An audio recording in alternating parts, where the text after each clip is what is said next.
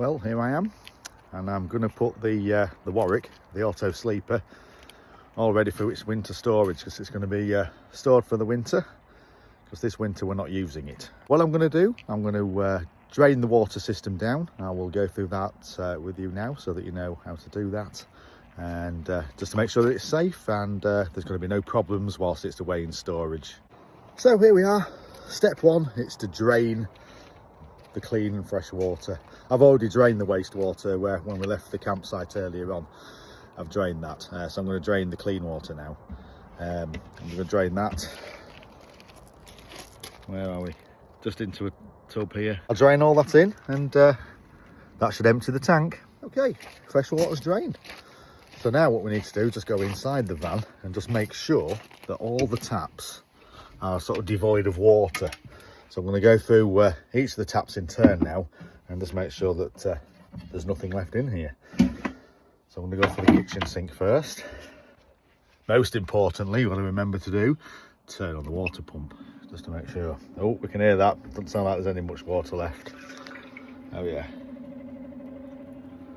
Only a tiny bit. That seems to be running dry, so I'm turning that off, because you're not supposed to run the water taps dry. But we'll just open them up and let the sink drain. That's the cold water gone, and then the hot water's not doing a great deal anyway. Can we see that? Are we on the tap? Not forgetting, of course, the bathroom. There are taps in here as well. Just make sure we turn those taps on. Any residual water that's left over, just check the hot water tank. Yeah, just leave that as a mix in the middle. And what's always a good idea with the shower is to take the shower head off altogether. A little bit of water running out of there, and then just make sure that the shower is totally drained. And the best thing to do with that is just to drain it into the shower drain. And there we go, a little bit of water coming out of there. So all this water needs to be gone so that nothing can freeze in the shower. So the last thing you want is the water freezing in these pipes. Sure it's all. A little trick that you need to do, just to remember, leave the taps open. That means if there is any residual water in there, it won't cause too much problem. Well, it shouldn't cause any problem at all, really, because the taps are open, so it'll allow for expansion. So if anything should expand, it'll come out of here rather than break the pipe. Okay, so that just leaves the heater to drain down. The Warwick XL is fitted with a special valve that's like a frost protection valve, and that'll open if it gets too cold to dump the water out of the heater. But that is relying on technology working. So what I always do is I twist this little button here. That opens the valve up, and any water that's in the heater will drain out. I can hear it draining through now.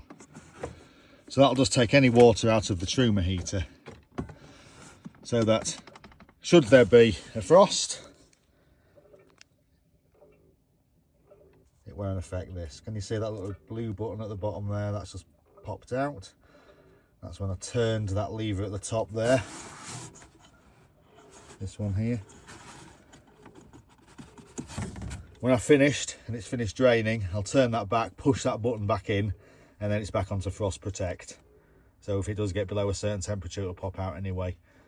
But the water should already be drained, and we should have no problem. There you have it. In a nutshell, I've drained down all the water. So I've opened all the taps. I've put them halfway, so they're halfway between hot and cold, because they're all mixer taps. And they're left open, just in case there's any residual water in there at all. If it freezes, it will come out of the tap rather than break the pipes. And I've also emptied the Truma heater. I've opened the frost protection valve. All that water's dripped out now. And I've now closed the valve again, and I've set it back to frost protect. Now, if it does freeze, that valve will pop open again, but that's more of a safety measure. And the fact that I've drained the water already means I'm not relying on the technology working. Hopefully it will work, but at least the water is drained. So that's that for the water side of things. So under here, I have my lithium battery, the inverter, and all the various chargers and modules that are needed to run the system. Now, thankfully, the lithium battery can remain as it is. We don't need to do anything with that. It will look after itself. It's already charged to about 65%, I believe. And that will be fine just leaving it as it is. What is on though is the inverter.